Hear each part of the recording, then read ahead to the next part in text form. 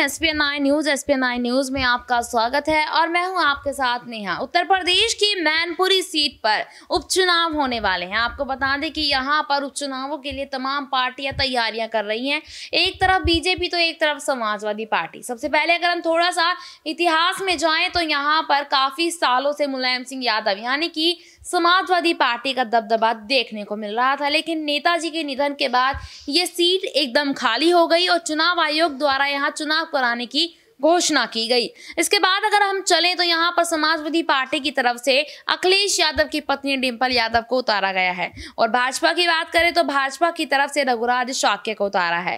अगर हम वोटों की बात करें तो मैनपुरी सीट पर यहाँ अगर यादव परिवार की वोटों को देखा जाए तो यहाँ पर 4.5 लाख यानी कि 4.5 लाख प्रतिशत यहाँ पर यादव वोट बैंक है और अगर हम शाक्य की बात करें तो शाक्य यहाँ पर 3.5 लाख प्रतिशत वोट बैंक शाक्य का है। अब यहाँ 1 लाख का जो अंतर है दोनों में, शाक्य और यादव में, देखते हैं कि इन 1 लाख का जो अंतर है वो किसको फायदा देके जाएगा। क्या वो यहाँ डिंपल यादव होंगी या फिर रघुराज शाक्य। सबसे पहले आपको बता दें कि रघुराज शाक्य की पत्नी सीमा शाक्य को लेकर आज हम चर्चा करने वाले हैं, क्योंकि यहाँ पर रघुराज शाक्य जो व्यक्ति हैं वो यहाँ मुलायम सिंह यादव को अपना गुरु मानते थे एक वक्त पर और शिवपाल यादव को भी, क्योंकि यहाँ पर राजनीति के दाव पेंच उन्होंने शिवपाल यादव और दूसरी तरफ मुलायम सिंह यादव से ही सीखे हैं, तो इसी वजह से अपना गुरु यहाँ पर उनको हमेशा से मानते थे। अगर हम आज के बयान की बात करें तो रघुराज शाक्य ने शिवपाल यादव पर एक बड़ा आरोप लगाया है।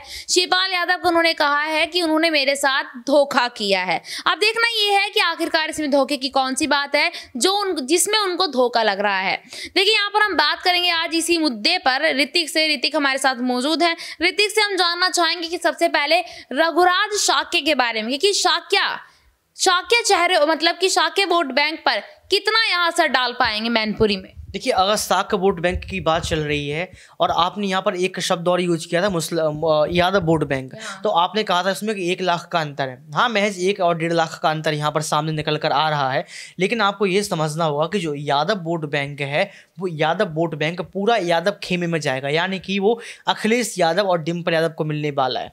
और आपने शाक्य वोट बैंक की बात कही है तो आप ये समझिए कि आज जिस रैली को संबोधित करने के लिए, आज जनसंपर्क करने के लिए आज अखिलेश यादव मैनपुरी में उतरे हैं डिंपल के साथ, तो आप उसमें देखिए कि अधिकतर लोग उसमें शाक्य शामिल हैं। ऐसा एक सामने से रिपोर्ट आ रही है, तो आपको समझना चाहिए कि जो शाक्य वोट बैंक है उस पर भी कहीं ना कहीं अखिलेश यादव सेंधमारी करने की कोशिश में लगे हुए हैं। डिंपल यादव को उतारा है लेकिन इमोशनल कार्ड खेला है। उन्होंने साफ तौर पर यह कहा है कि ये जो वोट मिलना है वो वोट डिंपल को नहीं मिलना है, वो वोट अखिलेश को नहीं मिलना है। कहीं ना कहीं ये वोट नेताजी का वोट बैंक है और मैनपुरी की जनता नेता को पसंद करेगी, नेताजी को ही वोट देगी। तो आप ये समझ लीजिए कि यहाँ पर इमोशनल कार्ड भी खेला गया है। इसके साथ शाक्य को उलझाने के लिए और शाक्य वोट को अपनी तरफ खींचने के लिए भी कोशिश की जा रही है और अहम भाई समीकरण तो मौजूद है ही नेहा। देखिए यहाँ पर ऋतिक का कहना है कि शाक्य के चेहरे पर कितने वोट मिलने वाले हैं, ये ऋतिक ने यहाँ पर बताया। लेकिन हम एक बात और यहाँ पर जानना चाहेंगे जिस पर चर्चा करना भी वही ज्यादा जरूरी है। रघुराज शाक्य की पत्नी सीमा शाक्य को लेकर चर्चा बहुत ज्यादा हो रही है, क्योंकि सीमा शाक्य एक वक्त पर यहाँ मुलायम सिंह यादव के घर जाती थी, डिंपल यादव से मुलाकात करती थी, अपर्णा यादव से भी मुलाकात करती थी। क्या यहाँ पर शाक्य यानी कि भाजपा का खेल बिगाड़ सकती है यहाँ पर रघुराज शाक्य की पत्नी? आपको क्या लगता है ऋतिक, क्या सीमा शाक्य यहाँ पर भाजपा का खेल बिगाड़ सकती है? देखिए, सीमा शाक्य भाजपा का खेल नहीं बिगाड़ेंगे। आपने देखा होगा कि अभी जब रघुराज शाक्य और सीमा शाक्य साथ में ही मुलायम सिंह यादव के स्मारक पर गए थे, उन्होंने मुलायम सिंह यादव के स्मारक पर फूल जो होते हैं उसको चढ़ाया और उन्होंने आशीर्वाद लिया, उनके स्मारक पर उन्होंने हाथ जोड़े। बिल्कुल, लेकिन इसी से ऋतिक एक सवाल और निकलता है, इससे पहले तो कभी मुलायम सिंह यादव की समाधि पर रघुराज शाक्य नहीं गए, ना उनकी पत्नी गई। अब अचानक से जब यहाँ पर वोटों नजदीक आते जा रहे हैं चुनाव, अब यहाँ समाधि पर जाकर वह पुष्प अर्पित करते, ये सारी चुनावी रणनीति नहीं लगती है? देखिए, स्मारक की बात चल रही है, स्मारक पर जाते हैं, पुष्पार्चन वहां पर करते हैं और आशीर्वाद लेते हैं। क्यों? क्योंकि रघुराज शाक्य साफ तौर पर यह कह रहे हैं कि मुलायम सिंह यादव हमारे गुरु हैं और अगर गुरु हैं तो हम उनसे जरूर आशीर्वाद लेंगे। लेकिन यहाँ पर आपका सवाल था सीमा को लेकर, सीमा शाक्य का क्या बीजेपी का खेल बिगाड़ेंगी? बिल्कुल नहीं बिगाड़ेंगी। बिगाड़ेंगी। सीमा शाक रघुराज शाक के साथ खड़ी हैं, उनका सपोर्ट कर रही हैं। और आपने जो कही कि स्मारक पर पहले क्यों नहीं गए, आप इसको राजनीति से जोड़कर देखिए। इसलिए नहीं गए क्योंकि मैनपुरी की जनता को और बीजेपी को और सपा पार्टी को ये नहीं पता था कि आने वाले समय में मैनपुरी से जो टिकट मिलेगा वो रघुराज शाकों को मिलेगा। टिकट मिलने के बाद अगर वो स्मारक पर जाते तो आप साफ तौर पर समझ सकती हैं कि यहाँ पर मैनपुरी की जनता तक एक संदेश दिया जा रहा है कि अगले जो जिसको मैं गुरु मानता हूं अपना, तो उनके शिष्यों को वोट दीजिए, यानी कि रघुराज शाकों को वोट दीजिए। और अगला उम्मीदवार और अगला जो दावेदार होगा, अगले जिसके पास सीट होगी, वो कहीं ना कहीं रघुराज शाक होगा। तो ये संदेश देना चाह रहे हैं कि अब डिम्पल को छोड़िए, अब सपा को छोड़िए, अब रघुराज शाक के पास आ जाइए। तो डिम्पल को छोड़िए, अखिलेश को छोड़िए और रघुराज शाक्य के पास आ जाए। खैर ये तो आने वाला समय बताएगा, नतीजे वाले दिन पता चलेगा कि आखिरकार जनता किधर की तरफ जाना चाहती है।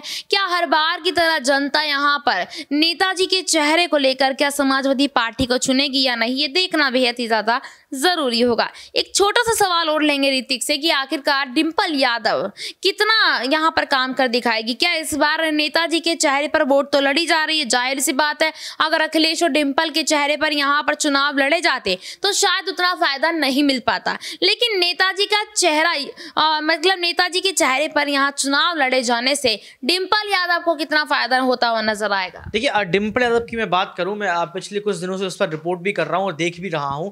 डिम्पल यादव जो भी प्रेस कॉन्फ्रेंस कर रही हैं अखिलेश यादव के साथ, या जो भी अभी उनका बयानबाजी सामने आ रही है, उसमें कहीं ना कहीं डिम्पल यादव बड़ी शांत नजर आ रही हैं। अखिलेश यादव भी जनसभा कर रहे हैं, जनसंपर्क कर रहे हैं, स्टार प्रचारक की सूची सामने लेकर आ रहे हैं, लेकिन डिम्पल यादव कोई कदम उठा ही नहीं रही हैं। लेकिन आपको ये समझना होगा कि मैनपुरी की जनता ये बार बार कह रही है कि हमें चेहरे से मतलब ही नहीं है। यहाँ पर तेज होते, यहाँ पर शिवपाल होते, यहाँ पर अखिलेश होते, कोई भी बड़ा चेहरा होता है, उससे मतलब ही नहीं है। हमें सिर्फ नेताजी के नाम पर वोट करना है, नेताजी के काम पर वोट करना है। तो यहाँ पर अगर डिम्पल शांत नजर आ रही है और डिम्पल को अगर चुनौती है तो हो सकता है कि आने वाले वक्त में वो वहां पर उतरें और उतरी भी हैं और जनसभाएं करें, जनसंपर्क करें और वोट बैंक को खींचने का काम करें। बिल्कुल, यहाँ पर नेताजी के चेहरे पर वोट डालकर डिम्पल यादव को फायदा तो होगा, क्योंकि जनता का कहना है चाहे अखिलेश यादव आए चाहे डिम्पल आए, हमें सिर्फ वोट नेताजी के चेहरे पर करनी है। अब देखना होगा नतीजे वाले दिन कि आखिरकार जनता क्या चाहती है, भाजपा को चाहती है या फिर समाजवादी पार्टी को। फिलहाल के लिए इतना ही, फिर मिलेंगे आपसे किसी दूसरे मुद्दे पर। तब तक के लिए देखते रहिएगा SPN9 न्यूज। धन्यवाद।